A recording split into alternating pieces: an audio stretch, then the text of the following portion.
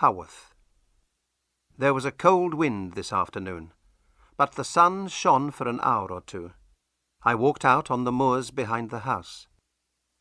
The sheep were hiding from the wind under the stone walls, and there were grey clouds over the hills to the west. It is only November, but I could smell snow in the air. It will be a cold winter, this year of 1855. My name is Patrick Brontë, and I am 78 years old. I am the rector of the village of Haworth. Haworth is a village of small, grey stone houses on the side of a hill in the north of England, and I live in a house at the top of the hill, next to the church and the graveyard. I walked through the graveyard to the church this afternoon. All my family, except Anne, are buried there. The wind had blown some dead leaves through the door into the church, and I watched them dancing in the sunlight near the grave. Soon I shall be in that grave with my wife and children, under the cold grey stone and dancing leaves. It is dark outside now, and it is very quiet in this house. Charlotte's husband, Mr. Nichols, is reading in his room, and our servant is cooking in the kitchen. Only the three of us live here now. It is very quiet.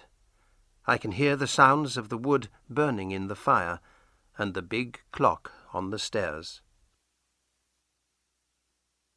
There is another sound, too, the sound of the wind outside. The wind has many voices. It sings and laughs and shouts to itself all night long. Last night it cried like a little child, and I got out of bed and went to the window to listen. There was no child, of course, only the wind and the gravestones, cold in the pale moonlight. But I decided then that I would write the story of my children today, before it is too late. Charlotte's friend, Mrs. Gaskell, is writing a book about her, and perhaps she will want to read my story. It is a fine story. It began in April 1820, when we came to Haworth for the first time. There was a strong wind blowing that day, too, out of a dark, cloudy sky. We could see snow on the moors. The road to Haworth goes up a hill, and there was ice on the stones of the road. Maria, my wife, was afraid to ride up the hill in the carts. "We'll walk, children," she said. "If one of those horses falls down, there'll be a terrible accident. Come on, let's go and see our new house." She was a small woman, my wife, and not very strong. But she carried the baby, Anne, up the hill in her arms. I carried Emily. She was 1.5 years old then. The others walked. My 2-year-old son, Patrick Branwell, walked with me, and Charlotte, who was nearly 4, walked with her mother. The 2 oldest children, Elizabeth and Maria, ran on in front. They were very excited and laughed and talked all the way. The people of Haworth came out to watch us. Some of them helped, but most of them just stood in their doorways and watched. They are very poor people in this village. I was their new rector. We had 7 carts to carry our furniture up that icy hill, but it was hard work for the horses. When we reached our house, the wind was blowing hard in our faces. My wife hurried inside and began to light fires. "Do you like it, my dear?" I asked her that night, when the children were in bed. She looked pale and tired. I thought it was because of the long journey and the children. Perhaps it was. She held out her hands to the fire and said, "Of course, Patrick, it's a fine house. I do hope it will be a good home for you and the children." I was a little surprised by that. "And for you, Maria," I said. "Don't forget yourself. You are the most important person in the world to me." She smiled then, a lovely smile. "Thank you, Patrick," she said. She was a very small woman, and she was often tired because of the children. But when she smiled at me like that, I thought she was the most beautiful woman in England. A year and a half later, she was dead. She did not die quickly. She was in bed for 7 long months in awful pain. The doctor came often, and her sister Elizabeth came too to help. The children were ill as well. It was a terrible time. My wife, Maria, died in September 1821. She was 38. It was my job to bury her in the church. Our 6 young children stood and watched quietly. Afterwards, we went back to the house. I called them into this room and spoke to them. I said, "You must not cry too much, my dears. Your mother is with God now. She is happy. One day you will all die, and if you are good, you will go to God too." "But why?" Maria asked. "Why did she die now, Father? We need her." This world is a hard place, children, and we cannot understand everything that God does. But God loves us, never forget that. Your mother loved you, and perhaps she can see you now. We must all try to work hard, learn as much as possible, and be kind to each other. Will you do that?" "Yes, Father." They all looked so sad, I remember, and they listened so carefully. Little Emily said, "Who will be our mother now?" "Maria is the oldest, so she will help me. You must all listen to her and do what she says. And your Aunt Elizabeth is here too. Perhaps she will stay for a while." Elizabeth did stay. She was older than my wife, and she wasn't married. We called her Aunt Branwell. She came from Penzance in Cornwall, a warm, sunny place by the sea in the southwest of England. It is often cold on the moors behind Haworth, and the winds blow all winter. Aunt Branwell hated Haworth, but she stayed here all her life to help me with her sister's children. She was a good, kind woman. I was very proud of my little Maria. She was only 8 years old, but she worked all day like an adult. She helped the little ones to get washed and dressed. She helped them to play and draw and read. She was like a little mother to them. She could read very well herself. We always had books and newspapers in the house, and I talked to the children about them every day. I talked to them about adult things, the Duke of Wellington, and the important things that he was doing in London. The children listened carefully and tried hard to understand. Maria often read to the others from the newspaper and asked me questions about it. She understood it better than most men. I was sure my children were very clever, but I did not have time to talk to them all day. I had my work to do. So, in 1824, I sent them to school.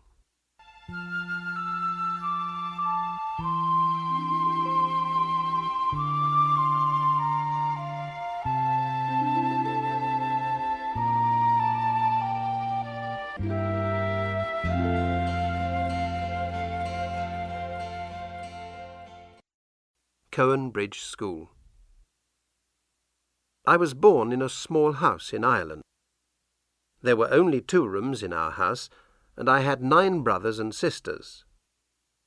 My parents were very poor. We had no money and only a small farm. But we did have a church near us, and that church had a school. That school gave me my one chance of success.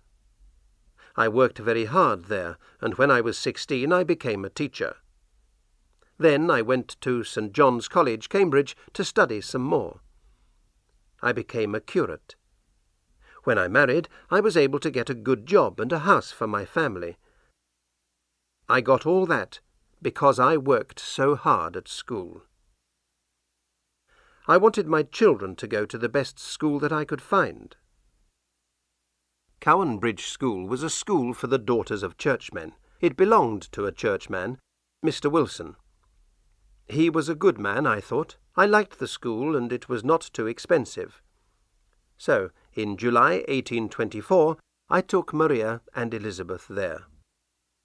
In September, I took Charlotte, and in November, Emily as well. Emily was just 6 then, and Charlotte was 8. I remember how quiet the house was that autumn. In the evenings I taught my son, Branwell, and my wife's sister looked after the youngest child, Anne. I often thought about the girls. My eldest, Maria, was a good, clever girl. I thought she must be the best pupil in the school. I waited for her letters, and wondered what new things she was learning. She did tell me some things in her letters, but not enough. She told me she liked the schoolwork, and I was pleased. But she did not tell me about the food, or the cold, or the unkind teachers. Charlotte told me those things much later. I know Maria did not tell me that the food was often burnt and uneatable, or that they could not sleep because the beds were too cold. She did not tell me that the poor, hungry children had to wash with ice in the mornings, and walk through wet snow to sit for 2 hours with icy feet in a cold church on Sundays. She did not tell me that many of the children at the school were ill. You didn't tell me that, did you, Maria? Did you? Or did you try to write something and stop because you were afraid of the teachers? You were a good, brave child, and I was so proud of you, so pleased because you were at school. I wanted you to learn everything. I didn't want you to be poor like my sisters. God help me. I thought you were happy at Cowan Bridge School. There were no Christmas holidays at the school, and it was too difficult to travel over the cold, windy hills to visit my little girls. So I sat at home here in Haworth with Aunt Branwell, my son, and the little girl, Anne. Outside, the wind blew snow over the gravestones, and there was ice on our windows. On Christmas Day, little Anne looked lonely. She asked me about her sisters. "Don't worry, my dear," I said. "They are happy with the other girls at school. You shall go to Cowan Bridge too, when you are older." I remember how strangely she looked at me then. She was only 4, and very pretty. She smiled at me, but her face went very white, and her hands started to shake. I don't know why. I thought she was cold, and I put some more wood on the fire. Then Aunt Branwell read her a story from the Bible, and I forgot about it. In February, a letter came. It was in an adult's handwriting, not Maria's. "Dear Mr. Bronte," it said, "I am afraid I have some bad news for you. Many children in the school have been ill, and your daughter Maria—" My hand began to shake badly, and I dropped the letter on the floor.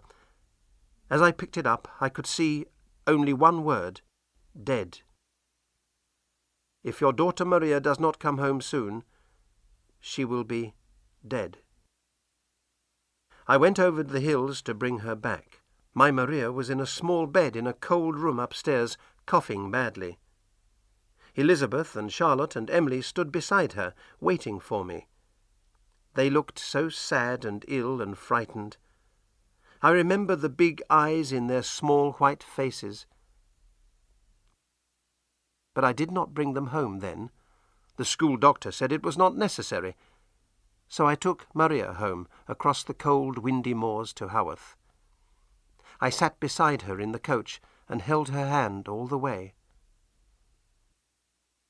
I remember how cold her hand was in mine.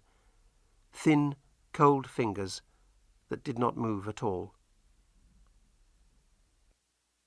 It was too late to save her. She lay in bed upstairs for nearly 3 months, but she was too ill to eat. Her poor face was white, I remember, and it seemed thin and small like a dead child's. Only her eyes looked alive, big, dark eyes in a thin white face. "Don't cry, Father," she said to me once. "I shall be with Mother soon, you know, and with God." I buried Maria beside her mother, and a month later I buried Elizabeth there too. She became ill at school, and a woman from the school brought her home. I brought Charlotte and Emily home 2 weeks later. They were here when Elizabeth died. Her body lay all night in a wooden box on the table, and her little sisters and brother kissed her before she was buried. I had wanted so much for those 2 girls, and now I had nothing. I stood in the church and looked at the summer flowers I had put on their grave. I remembered how my wife had held the girls in her arms, and how she had smiled at me when we looked at them. "They have come back to you now, Maria," I said. "I am sorry. I am so sorry, my love."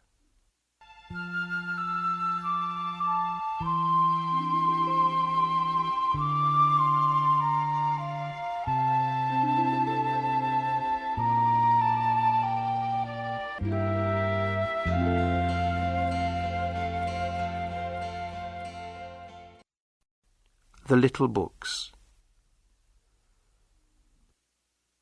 I had 4 children now: Charlotte, Branwell, Emily, and Anne. I did not send them to school again for many years. God's ways are hard to understand, I thought. Perhaps God was not pleased with me. Perhaps he wanted Maria and Elizabeth for himself. I decided to keep the others at home. Aunt Branwell could teach them, and I could help when I had time. They were clever children, quick at learning. They loved to write and draw and paint, and they talked all day long. And, thank God, they were not ill. In the afternoons, my servant, Tabby, took them for long walks on the moors behind the house. They walked for miles on the hilltops in the strong, clean wind, alone with the birds and the sheep. I think it was good for them. They grew stronger, and there was a bright light in their eyes. I was not the only sad father in Haworth. Many, many children died, and I had to bury them all. The water in Haworth was bad, so many children died from illness, and many more died from accidents. I saw 100 children die from fire. In my house I was always very careful. I had no curtains, no carpets, because I was afraid of fire. My children never wore cotton clothes, because they burn so easily. One day, in 1826, I brought a box of toy soldiers home from Leeds. Next morning the children began to play games with them. "This one is mine," Charlotte said. "He's the Duke of Wellington." "And this is mine," said Branwell. "He's Napoleon Bonaparte." The children liked the wooden soldiers and began to tell a story about them. It was a very exciting story, I remember. They read it to me and Aunt Branwell and Tabby, our servant. The next day they invented another story, and then another. And then for several days the children were very quiet, and I wondered what they were doing. I went upstairs and opened their bedroom door. Inside they were all busily writing or drawing on small pieces of paper. The wooden soldiers were in the middle of the room in front of them. "What are you doing?" I asked. Emily looked up. "Oh, Father, please go away," she said. "We're writing our secret books." I suppose I looked sad. "What? Can't I see them?" I asked. They all thought for a minute. Then Charlotte said very seriously, "You can see some of them, of course, Papa, but they aren't easy to read because it's very small writing. We'll show them to you when we are ready." These toy soldiers opened a new world for my children.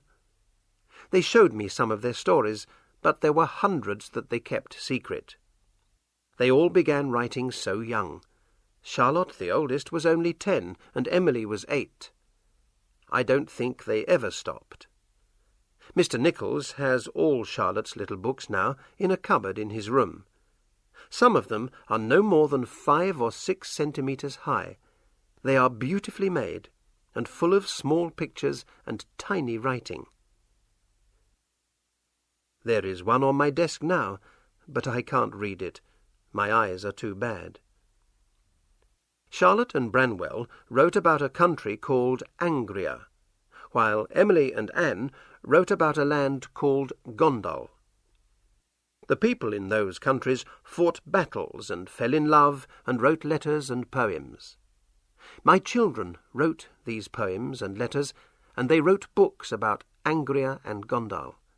They drew maps of the countries, wrote newspapers about them, and drew pictures of the towns and people in their stories. They invented a new world for themselves. They wrote many of these stories when I was in bed. I used to read to the family and pray with them in the evening, and then I usually went to bed at 9 o'clock. One night, I remember, I woke up and came down again at 10. There was a noise in my room, this room where I am writing now. I opened the door and saw Charlotte and Branwell with a candle looking at a picture on my wall. "What are you doing here?" I asked. "We're looking at the picture, Papa," Branwell said. "It's the Duke of Zamora and the Duke of Northumberland fighting in Glasstown." I looked at the picture. It's here now behind me. It's a picture of a story in the Bible with a town, mountains, and hundreds of people in it. "What do you mean?" I asked. "It's one of our stories, Papa," Charlotte said. "We have to come in here to look at the picture. Then we invent what happens." "Tell me, then," I said. They both looked very excited. Their faces were pink, and their eyes were bright in the candlelight. But they looked happy, too. I put my candle on the table and sat down here, where I am sitting now, to listen to their story. It was a wonderful story. Charlotte's wooden soldier, the Duke of Wellington, had had a son, Arthur, Duke of Zamora. Branwell's toy soldier, Bonaparte, had become the strong, bad, good-looking Duke of Northumberland. The two dukes were fighting a terrible battle in a city called Glasstown. There were soldiers who died bravely and beautiful women who fell in love. I listened until 2 o'clock in the morning. There was much more, but I have forgotten it now. But I remember the excitement in my children's faces. Sometimes I thought they could actually see these people as they talked. Next day they said no more about it, and I did not ask. It was their own secret world, and they did not let me into it again. But I was pleased they had told me about it once. And sometimes they showed me drawings of places in Angria or Gondal. All my children could draw and paint beautifully. Charlotte used watercolours and often spent hours painting small pictures. Branwell used oil paints as well.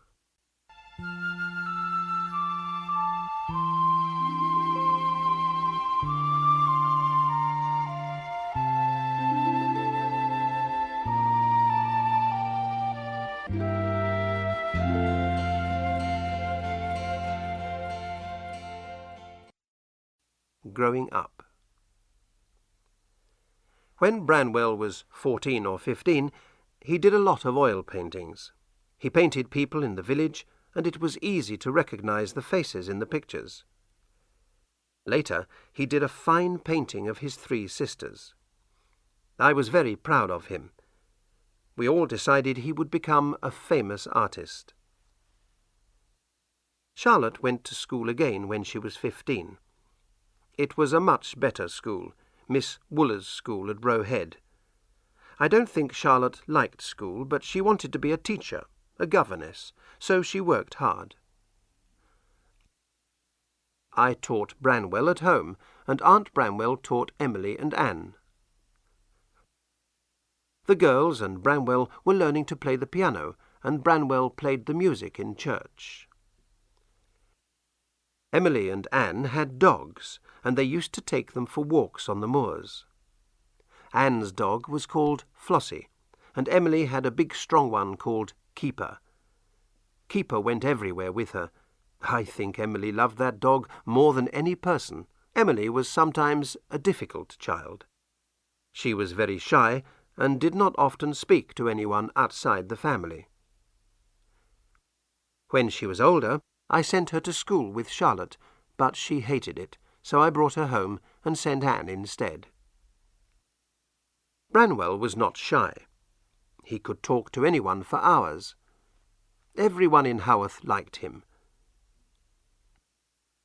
I remember the day in 1835 when Branwell went to London. He was 18 years old, and he was going to the Royal Academy in London to learn to be an artist. He walked down the hill in Haworth with a bag of his best paintings on his back, and everyone in the village came out to see him go. That was a great day for me.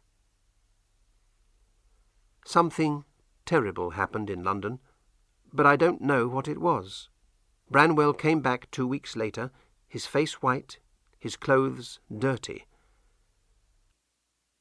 I don't know where he went or what happened in London. He refused to tell me. He just sat upstairs, alone in his room, for hours. Later, I paid for a room in Bradford for him to work in. He could paint pictures of famous people there, I thought. It was easy work for him. But he couldn't do it. He spent all my money and came home again after a while. This was a sad time for me. My eyes were very bad, and I had to pay a young curate to help me with my work for the church. My old servant, Tabby, broke her leg and was very ill. And then, one day, I got a letter from Miss Wooler's school. My curate read it to me. "Dear Mr. Brontë," the letter said, "I am afraid that your daughter Anne is very ill, and I don't think I ever moved so fast in all my life. 6 hours later I was at Roe Head. The next day Anne and Charlotte were home. Anne was still alive, thank God. A month later she was well again. Thank God. All my children were safe at home. I was happy to have them here. They were so clever and kind, and they loved each other so much. But I was an old man with bad eyes, and Aunt Branwell and I had very little money. My children had to find work somewhere in order to live. But what sort of work could they do?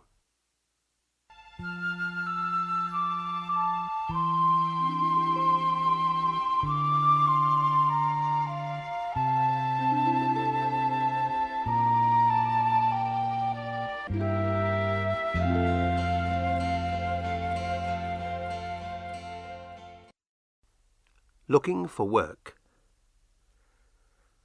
I do not remember everything they did.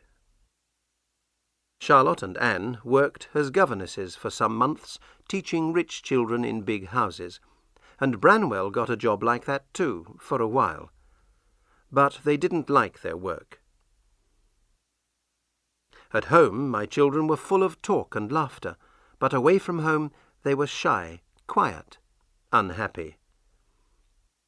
They wrote a lot of letters in their search for work, sometimes to famous people. Branwell wanted to be a writer, so he wrote to writers, but not many of them wrote back. He began to look pale and sad in those days, and he was often in the village pub, drinking and talking to the people there. Then he got a job selling tickets on the railways and left home. The girls had an idea. I remember the day when they told me about it. Charlotte and Anne were at home on holiday, and we were all in the sitting room after dinner one evening. Anne was playing the piano and singing quietly to herself. She was the prettiest of the three girls, I suppose. She had long wavy brown hair and a gentle, kind face. Emily sat on the floor beside her, stroking the ears of her dog, Keeper. Charlotte sat opposite me on the sofa, like a little child, with a serious, thoughtful face. She was the smallest. Her feet were no bigger than my hands. She looked at me carefully. "Papa," she said, "we want to start a school." "Really, my dear? Where?" "Here." "But Charlotte, my dear, we have no room. This house is full already."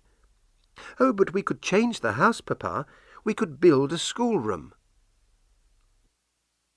"Well, yes, I suppose so," I said. "But why do you want to do this? Isn't it better to work as governesses in some big fine house?" "Oh, no, Papa."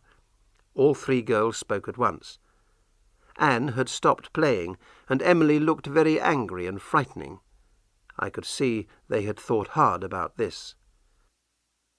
Charlotte said, "The life of a governess is terrible, Papa. A governess has no time of her own, no friends, no one to talk to, and if she gets angry with the children, they just run to their mother. I couldn't possibly be a governess all my life." "It's true, Papa," Anne said. "It's an awful life. We're so lonely away from each other. Why can't we have a school and all live here? Then we can take care of you and Aunt Branwell when you get old." I looked at Emily. Her eyes were shining. I could see that the idea was important to her, too. "But why will people send their children here?" I asked. "Haworth is not a big town or a beautiful place. How will you find children to teach?" "We have thought of that too, Papa," Charlotte said. "We must learn more and become better teachers. I have spoken to Aunt Branwell, and she will give us the money if you agree. Emily and I want to go to Belgium to learn French. If we can speak French well, then parents will send their children to us to learn that." "Emily will go?" I said. I looked at her. Emily had only been away from home twice, and each time she had been very unhappy. But now she looked excited. "Yes, Papa," she said, "I will go. Charlotte is right. We must do something, and this will help us to stay together." "And Anne?" "I will stay as a governess with the Robinson family," Anne said sadly. "There's not enough money for us all to go, and the Robinsons are not so very bad." It was always like that. Anne was a gentle girl. She did not fight as hard as the others. Perhaps her life was easier because of that. I don't know. But I thought it was a wonderful idea. I wrote to Belgium and found them places in a school in Brussels, which was owned by a Monsieur Heger. I agreed to take the girls there, and for a month I wrote down French words in a little pocket-book to help me on the journey. Then, one afternoon in 1842, we caught the train to London. I had not been to London for over 20 years, and my daughters had never been there. We stayed for 3 days, and then we took the night boat to Belgium, and arrived at a tall, fine school building in the centre of Brussels. Heger himself was a very polite, friendly man, very kind. He did not always understand my French, but he showed me around the school and talked a lot, very fast. I smiled and tried to answer. The two girls were very excited when I left them. As I came home on the boat, I thought, this is a good thing, a fine thing perhaps. My daughters will start a good school, and Haworth will become famous. I hope Branwell can make a success of his life too. Then my wife Maria will be pleased with us all.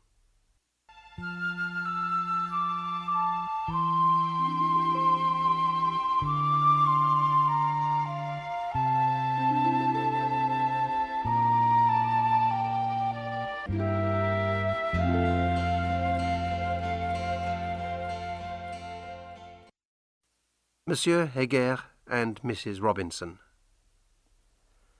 At first everything went well. Monsieur Heger wrote to me often. He was pleased with my daughters, he said. They were good pupils.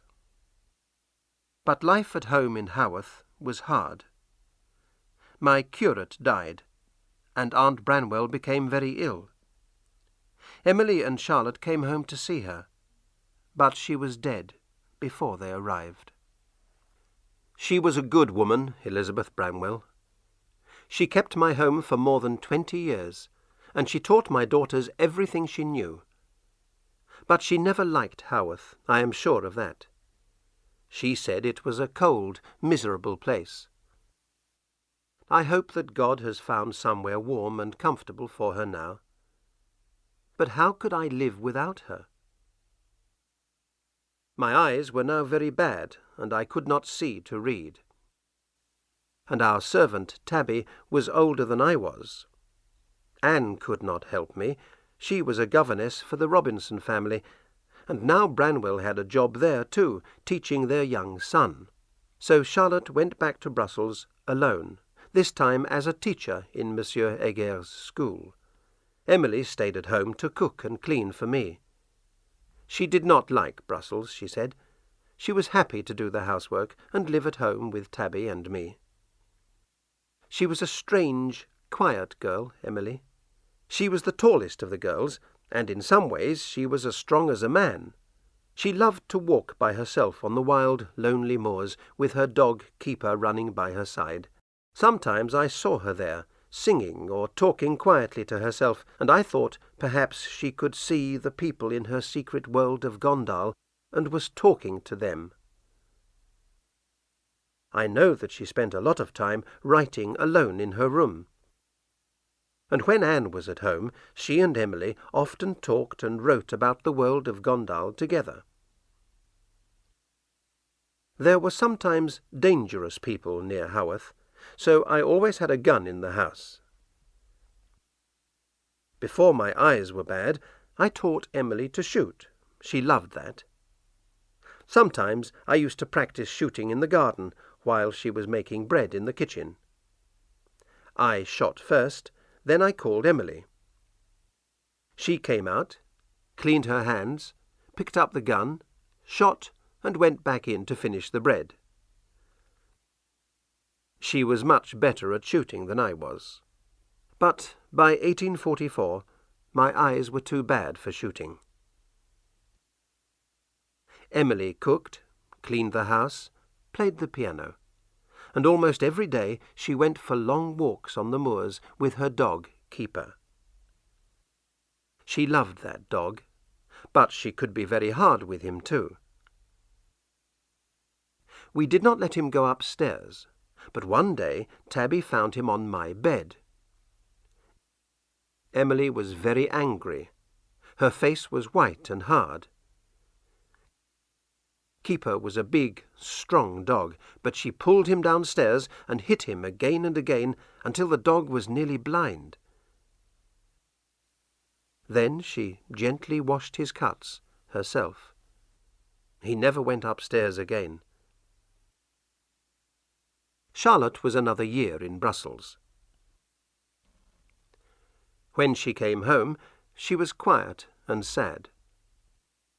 Sometimes she wrote long letters in French to Monsieur Heger, but no letters came from him. But this was a time of hope, too. The girls wrote advertisements for their new school and sent them to newspapers and to everybody they knew. It was exciting. They were good advertisements, and we waited for the first children to come. We waited a long time, and Charlotte wrote more advertisements. No children came. Every day Charlotte and Emily waited for a letter from the postman or for a parent to come to see them. Every day they became more miserable. Anne left her job with the Robinsons and came home to Haworth. A month later, Branwell also came home for a holiday, and then, one morning, early, there was a knock on the door. Charlotte ran to open it. But it was not a parent. It was a letter for her brother Branwell. He went upstairs with it, smiling. A few minutes later there was a terrible scream. We ran upstairs to Branwell's room. He lay on his bed, screaming, with a white face and wild dark eyes. The letter was in his hand. "Branwell, what is it? What's the matter?" I asked. He tore his hair with his hands. "I'm ill," he said. "I'm cold. Oh, what does it matter? She doesn't care. I can't see her. Oh, it's all finished now, finished forever. I'll die without her." "Here, Branwell, drink this." Emily brought him a cup of hot milk, but his hand was shaking and he nearly dropped it. Charlotte put her hand on his head. "He's hot, Papa. He's burning," she said. "You must go to bed at once, Branwell." He went to bed, and he lay there, sometimes sleeping, sometimes shouting and crying. I tried to talk to him, but I couldn't understand what he said. Then, later, Anne explained. She told us a terrible story. I was so angry. I nearly broke a chair with my hands as I listened. My son Branwell, Anne said, was in love with Mrs. Robinson, the rich mother of his pupil. For months this lady had spoken kindly to Branwell, walked with him in the garden, talked to him alone in the evenings. He thought she would marry him when her husband died. And then there were other things that Anne did not want to speak about. The letter was from Mr. Robinson. He was often ill, Anne told us, but his children knew about Branwell and their mother, and the servants knew too, I think. Perhaps Mr. Robinson had learned something from them, or perhaps that woman, I cannot call her a wife, had told him everything. Only one thing was certain. In his letter, Mr. Robinson had ordered Branwell never to return to his house or to speak to any of his family again. My face was hot, and my hands were shaking. I tried to talk to Branwell about it, but it was impossible. "I love her, Papa," he shouted. "You don't understand. How can you? You've never seen her." "I don't want to see her, my son," I said. "I understand that she is a bad, evil woman. I hope that God will punish her, and—" "Don't say that, Papa," he screamed. "You are talking about the woman I love. She will call me back. I will see her again." "I hope you never see her again, my son," I said. "You must forget her. Branwell, listen to me." But he did not listen. He ran out of the house. He did not come back until the evening, and then he was drunk. He did not listen that day, or the next day, or any day. He began to drink laudanum as well. I thought he would kill himself. So I think Charlotte was pleased that no parents came. No school could have a man like Branwell in it.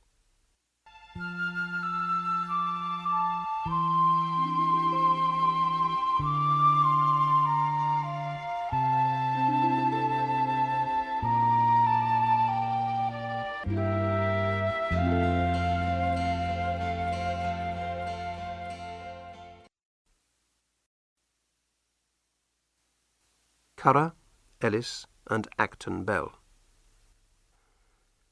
At about this time, in 1845, I was almost blind. I had a new curate to do my work, Arthur Nichols, a young man of 28. He came from Northern Ireland like myself. He was a good, hard worker. I spoke in the church on Sundays, but Arthur Nichols did the rest of my work.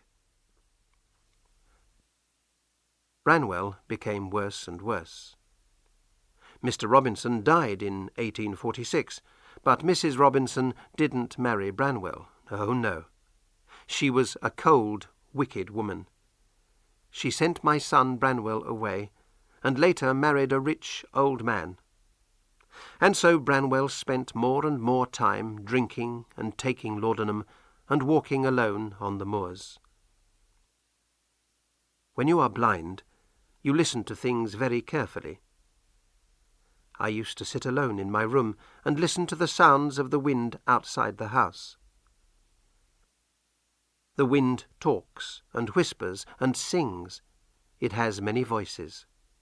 I listen to the sounds of the clock on the stairs and the wood in the fire and the footsteps and voices of the girls walking around the house. They talked a lot to each other, and sometimes I could hear what they said, even when they were in another room. Anne had had a poem published in a magazine, and one day I heard a conversation between Charlotte and Emily. Charlotte had found something that Emily had written and was talking to her about it. "But they're wonderful, Emily," Charlotte said. "They're much better than mine or Anne's." "They're not for people to read," Emily said. "They're part of the Brontë Story. Nobody would understand them except me and Anne." I realized that they were talking about some poems of Emily's. I knew that Emily and Anne wrote a lot about the country of Gondal, but I didn't know much about it. Emily kept all her papers locked in her desk. Charlotte was arguing with her. "Emily, listen to me. These are fine poems. I think we should put some of them in a book, together with mine and Anne's, and try to publish it. People should read them." "No!" Emily shouted. Then her dog Keeper began to bark, and I didn't hear any more. But I think they talked about this again several times. I often heard voices arguing, and usually they never argued about their writing. I wanted to tell them not to do it. I had published several small books myself, but I always lost money. I had to pay the publisher to print the books, and not many people bought them. It's an easy way to lose money. But I was too ill, so I said nothing. I learnt many years later that they paid over £30 to have a book of poems printed, and that it sold 2 copies. I am not surprised they didn't tell me about it.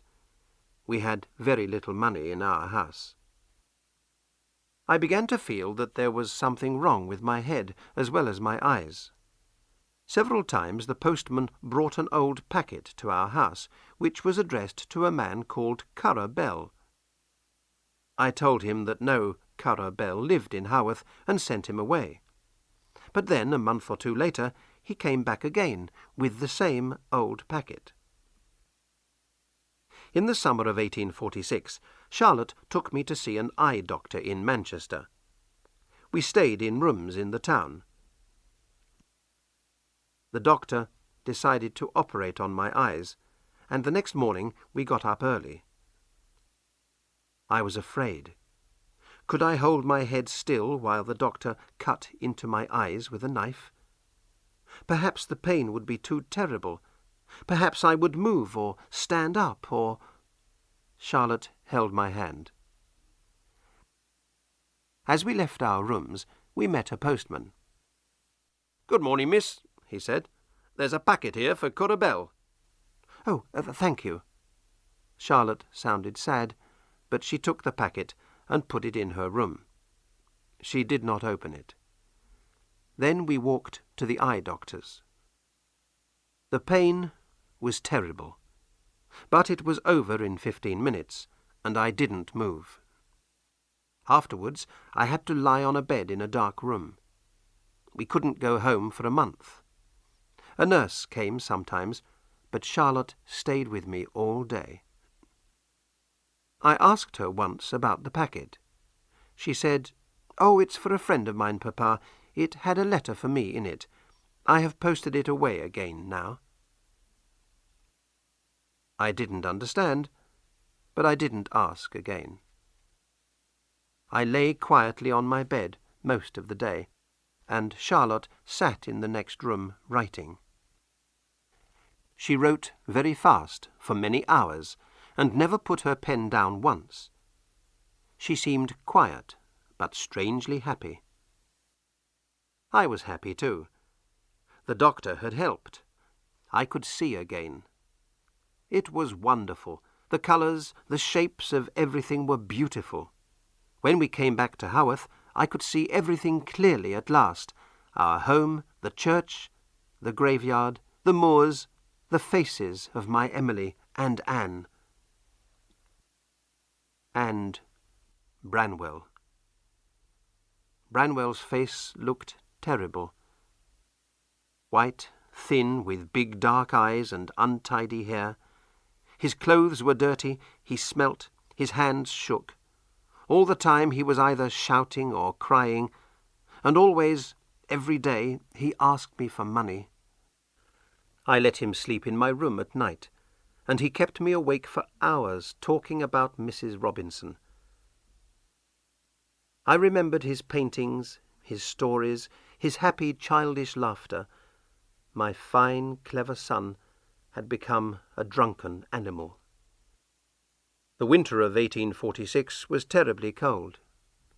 The wind blew snow around the house and over the gravestones. A lot of children died in the village. Anne was ill. Branwell was worse. We lit fires in all the rooms, but there was ice inside the windows in the mornings. I spent most of my time with Branwell, so I didn't think very much about the girls. And then, one afternoon, Charlotte came into my room. I was sitting here, in this same chair beside the fire. She had a book in her hand, and that strange, happy look on her face. "Papa," she said, "I've been writing a book." I smiled. "Have you, my dear?" I thought she had written another little book about Anglia. "Yes, and I want you to read it." "Oh, I'm afraid it will hurt my eyes too much." My eyes were much better, but the tiny writing in the Anglia books was too small for me. "Oh, no," she said. "It's not in my handwriting. It is printed." She held out the book in her hand. "My dear, think how much it will cost. You will almost certainly lose money because no one will buy it. No one knows your name." "I don't think so, Father. I didn't pay to get it printed, you know. The publishers paid me. Listen to what people say about it in these magazines." She sat down and read to me from some of the most famous magazines in England. There were long articles in them about a book called Jane Eyre by Currer Bell. They were kind articles. Most of the magazine writers liked the book. "This Currer Bell, then?" I asked. "Is it you?" Charlotte laughed. "Yes, Papa. It's a man's name with the same first letters, C.B. Charlotte Bronte, Currer Bell." She gave me the book and went out. I began to read. I think I read for 2 hours, but it seemed like 10 minutes. It was a wonderful, beautiful book, the story of a little girl called Jane Eyre. Her parents are dead, so she lives with an unkind aunt and her children. Then Jane goes away to a school called Lowood. This school is a terrible place, and it is very like the school at Cowan Bridge. Jane Eyre's best friend, Helen Burns, falls ill at the school and dies. This Ellen is just like my own little Maria. When I read about her death, my eyes filled with tears. But it was a beautiful book, too. I did not want to put it down. At 5 o'clock I got up and went into the sitting room. My 3 daughters sat there, waiting for me. Their eyes were very bright. I still had tears in my eyes, but I had a big smile on my face, too. I held up Jane Eyre in my hand and said, "Girls, do you know Charlotte has written a book? And it is more than good, you know. It is very, very fine indeed."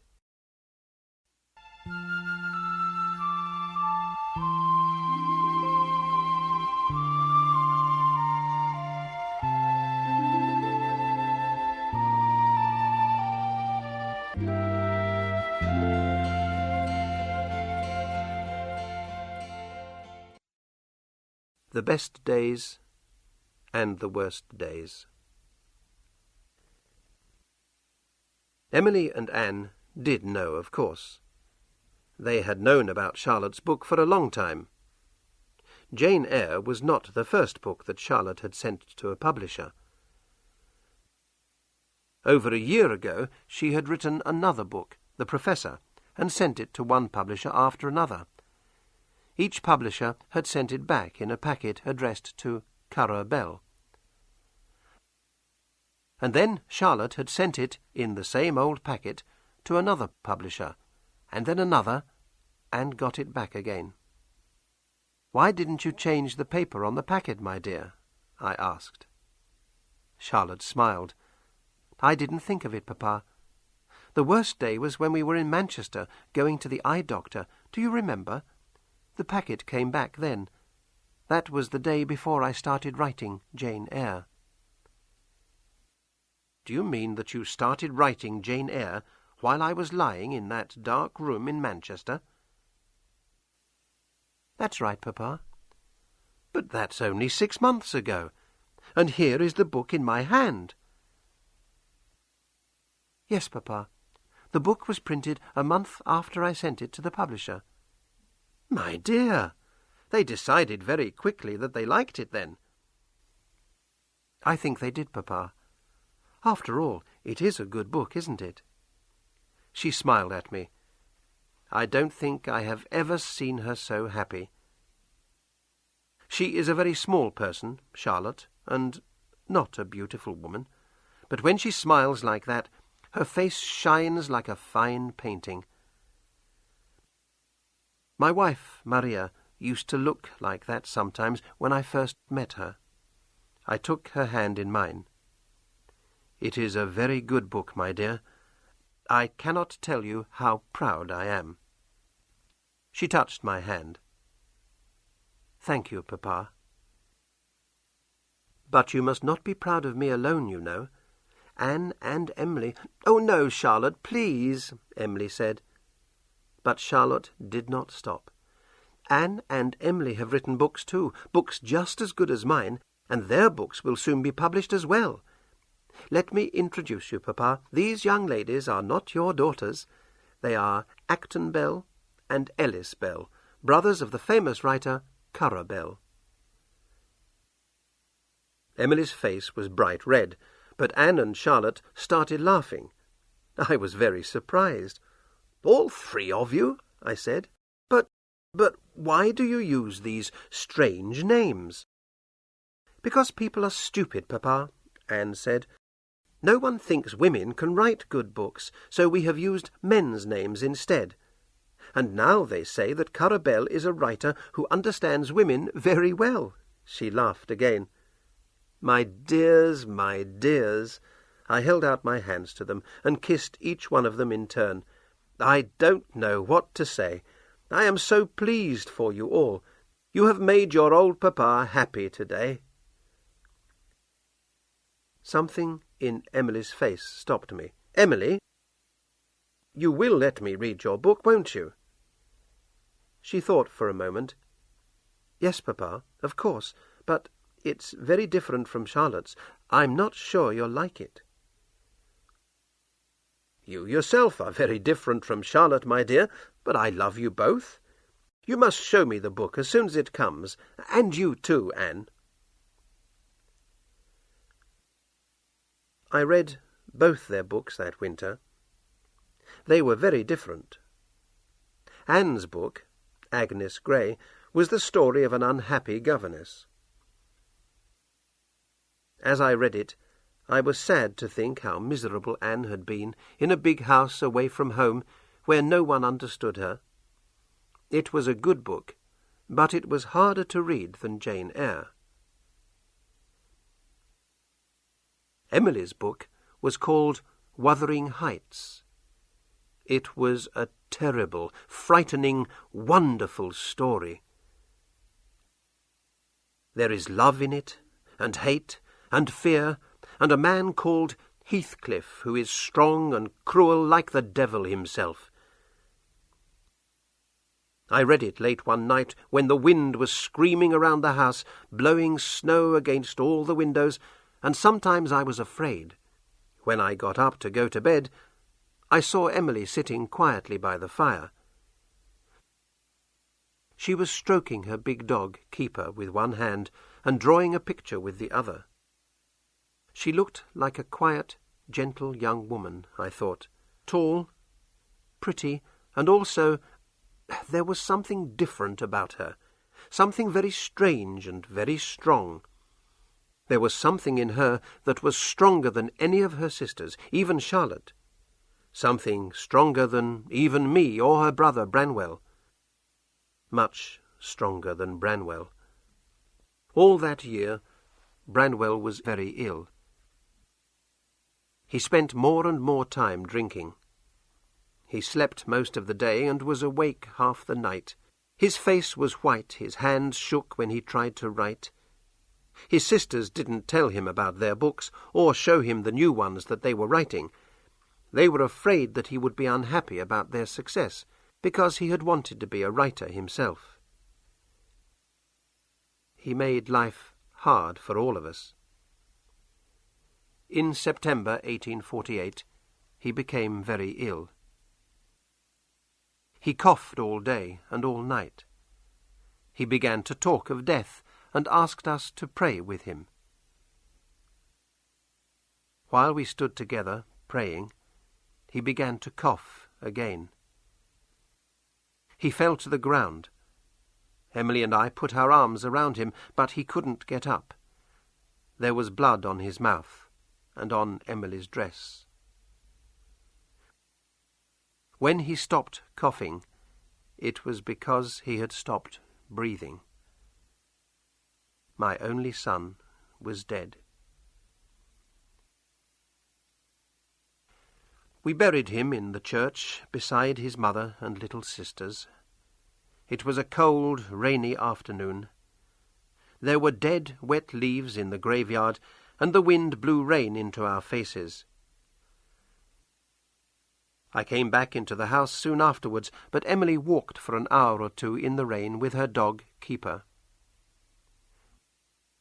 When she came back into the house, her dress was wet through. Several days later, Emily became ill. Her face was hot, she couldn't eat, she kept moving around the house. It was difficult for her to breathe, and it took her a long time to climb the stairs. Charlotte felt her heart. It was beating 115 times a minute. "Let me call a doctor, Emily," Charlotte said. But Emily refused. "If he comes, I won't talk to him." "Then go to bed and rest, please. I can light a fire in your room, and bring you milk and read to you if you like. You need rest, sister." "I do not," said Emily slowly. She had to breathe hard between each word, and her face was as white as Branwell's had been. "My body doesn't matter now. I don't care about it. I live as I always have." And so, every day, she got up at 7 o'clock, dressed herself and stayed downstairs until 10 at night. She ate little or nothing and coughed for hours. Sometimes she coughed blood. She never went out of the house, but one day Charlotte brought some heather from the moors for her to look at. Emily was lying on the black sofa in the sitting-room. Her dog, Keeper, lay on the floor in front of her. "Look, Emily," Charlotte said, "I've found some purple heather for you. There are still 1 or 2 flowers left on the moor." "Where?" Emily asked. "Here, look."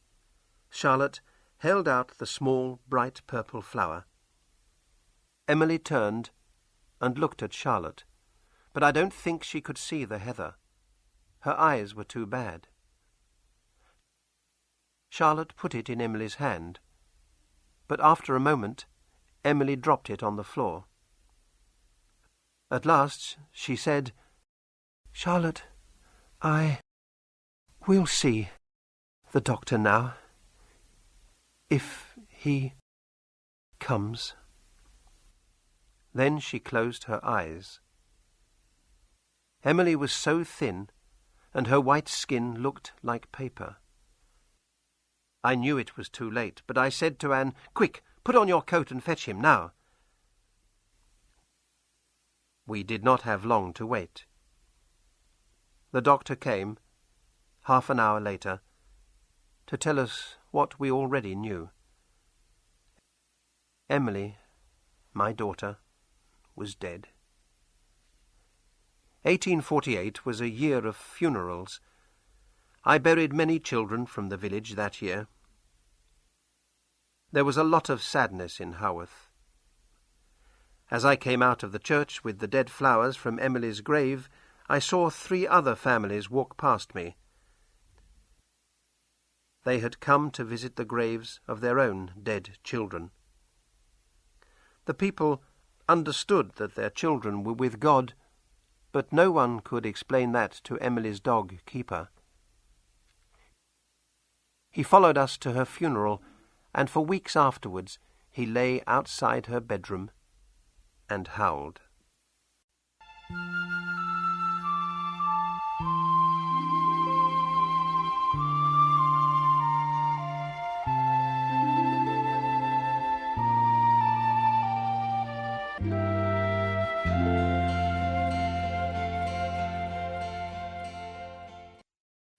Arthur Nichols. That was not the end of my sadness. Anne, too, became ill. She could not breathe. She coughed. Her face was white. But she was more sensible than Emily. She took all her medicines and did everything the doctors said. It didn't help much. In the spring she said she wanted to go to the sea, to a warmer place. The doctors told her to wait. I thought she would die before she went. At last, in May, Charlotte went away with her. They went to York first, where they visited a wonderful church, York Minster. "If men can make something as beautiful as this," Anne whispered, "what is God's real home like?" Charlotte told me this in a letter she sent from Scarborough, a town by the sea on the north-east coast. On 26th May, Anne rode a donkey on the beach, the letter said. "She was very happy, Papa. Afterwards we went to church, and then sat and watched the sea for a long time. On the 28th she was too ill to go out. She died quietly at 2 o'clock in the afternoon. She will be buried in a graveyard near the sea." Anne was the baby of the family, the youngest and prettiest of them all. Before she died, she wrote another book, The Tenant of Wildfell Hall, about a woman who left her cruel husband. She was proud of it, and so was I. She was 29 years old. "I don't want to die, Papa," she said. "I have too many ideas in my head, too many books to write."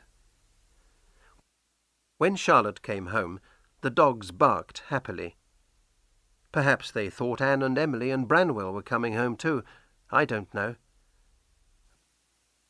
But it was only Charlotte, the smallest of all my children. Not the prettiest, not the strongest, not the strangest. God had taken all those for himself. He had left me with the one who would become the most famous, and the one who nearly had a child. Charlotte wrote 2 more books.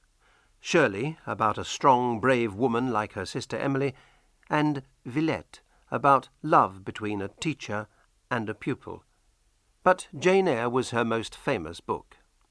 Everyone in England talked about it. Everyone wanted to read it.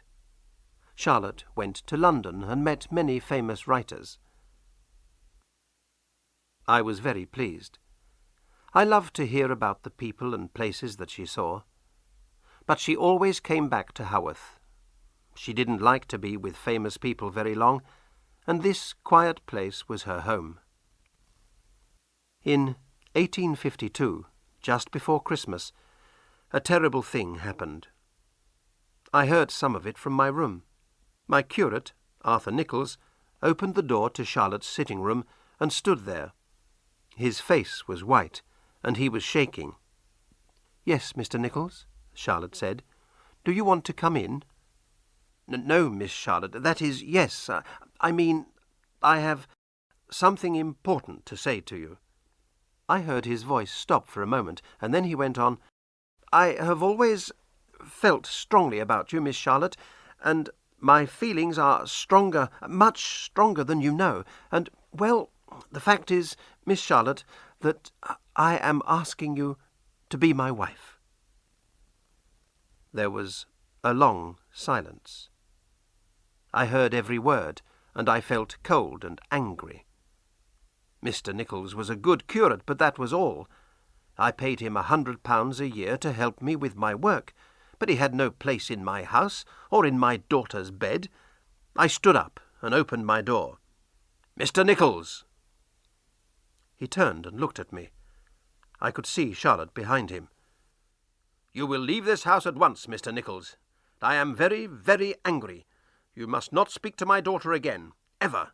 Do you understand me?" The stupid man was shaking and almost crying. I thought he was ill. He opened his mouth to speak, but no words came out. Then he turned and went out of the door. Mr. Nichols stayed in his own house for 3 days. He refused to eat, the stupid man, and he sent me some angry letters. But Charlotte wrote to him to say that she would not marry him. Then Mr. Nichols said he would leave Haworth and go to Australia. On his last day in church, he had to give people bread to eat. But when he held out the bread to Charlotte, he could not do it, because he was shaking and crying so much. Afterwards, the people of Haworth gave him a gold watch. He cried about that too. I thought it was all finished, but I was wrong. I think he wrote to Charlotte, and she wrote back. In April of 1854, he came back to Haworth. Charlotte brought him into my room. I looked at him, but I said nothing. I was not pleased. "Papa," Charlotte said, "Mr. Nichols and I have something to say to you." I did not like that. Mr. Nichols and I. It did not sound good to me. "I am busy," I said. "I have a lot of work." Charlotte smiled.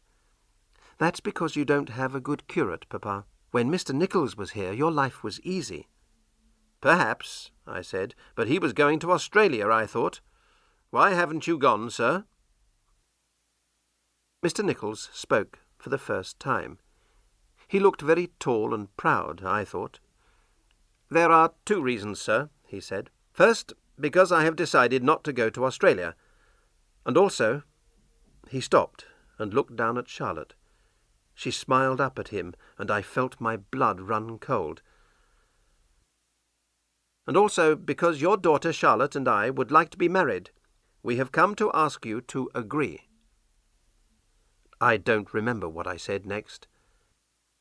I think there were a lot of unkind words between us, and some tears. But in the end I agreed. I agreed because Charlotte wanted it, not because of Arthur Nichols. In June that year, they were married in my church. I did not go. I could not give Charlotte away to that man. But he came back here to be my curate, and he and Charlotte lived in this house with me. He is still here now. Perhaps he will read this. If he does, he will know that he was right and I was wrong. Mr. Nichols was, after all, a good husband for Charlotte, I understood after a while that he honestly loved her and he could make her happy. She began to smile and laugh again. Her eyes shone. She sang sometimes as she worked. Our house became a home again. She went with him to see his family in Ireland and travelled to the far west of that country. Mr. Nichols did most of my church work for me. Charlotte began a new book. Emma, she called it. And one day in December 1854 she came into my room smiling. I could see that she was excited. "What is it, my dear? Have you finished your book?" "No, not yet, Papa, but I have something wonderful to tell you. What do you think?" "I don't know, my dear. If it's not your book, then—" "I told Arthur yesterday. I am going to have a child." I did not say anything. Her hand was on the table, and I put my hand on it gently. It was wonderful news. I remembered when my own wife, Maria, had told me this, and how this house had been full of the laughter of little voices and the noise of running feet. Charlotte and I sat like that for a long time, remembering. It did not happen. At Christmas she fell ill, and in the New Year she was worse. She felt sick all the time because of the baby, and she ate nothing. She lay in bed all day, hot and coughing. Arthur Nichols cared for her wonderfully. I think he often stayed awake all night. But it did not help. On the 31st of March, 1855, the last of my 6 children died. It was early in the morning. Arthur Nichols was sitting by her bed, and I was standing by the door. She was asleep with her hand in his. Her face was very thin and pale. She opened her eyes and saw him. Then she coughed, and I saw fear in her face. "Oh, God," she whispered, "I'm not going to die, am I? Please don't take me away from Arthur now. We have been so happy." Those were the last words she ever said. A little while later, I walked slowly out of the house. As I went into the graveyard, the church bell began to ring. It was ringing to tell Haworth and all the world that Charlotte Brontë was dead.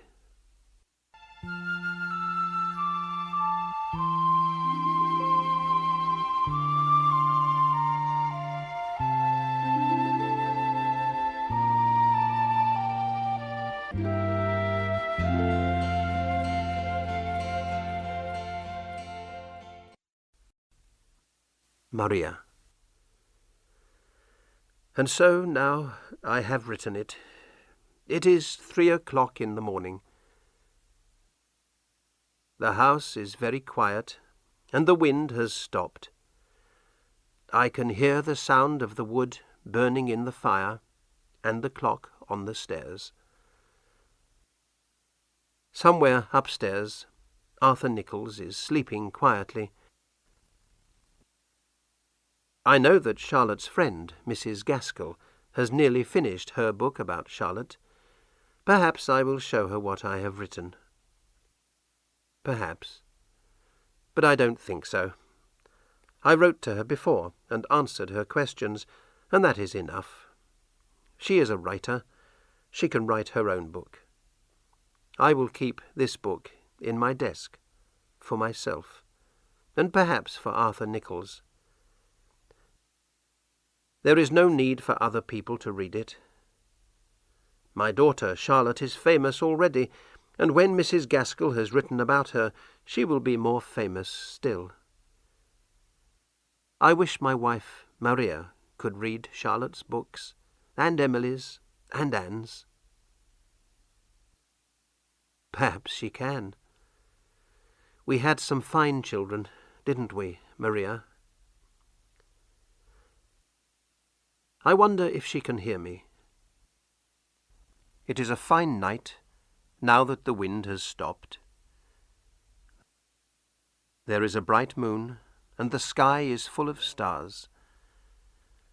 I think I will go outside and walk through the graveyard to the church and talk to Maria there.